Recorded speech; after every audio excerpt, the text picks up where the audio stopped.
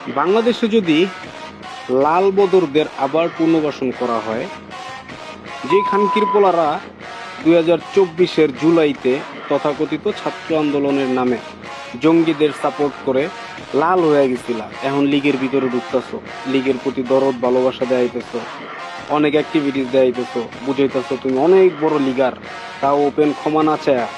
আমি জানি না আওয়ামী লীগ তোমাদের ক্ষমা করবে কিনা, কিন্তু আমরা যারা জানতাম এটা মেটিকুলাস ডিজাইনের অংশ, আমরা শেখ হাসিনার উপর আস্থা রাইখা জুলাই থেকে ক্লেম করে যেতেছি, আমরা কিন্তু ক্ষমা করব না। তারপরেও যদি তোমরা সুযোগ পাও লিগ করার, দালালরা তোমাদের সুযোগ করে দেয়, লাইনের পিছনের সারিতে গিয়ে দাঁড়াবা, আমগো হাত পাও টিপা দিবা, চা টাইনা দিবা, শরীর টিপা দিবা, মাথা বানাই দিবা। যদি না দাও, কানের নিচে খাইবা রাস্তাঘাটেই, তোমার বাবারাও তখন বাঁচাইতে পারবো না। আমাদের কাছে সব ডাটা আছে, কে লিগের সাথে মিশা কাজ করতেছো, কারা তোমাদের সুযোগ দিতেছে, দিক কাজ করো। ওইটা মনে রেখো, মাথায় রেখো, কথা না শুনলেই কান সার তল দিয়া পড়বো, তোমার বাবারাও বাঁচাইতে পারবো না। জয় বাংলা।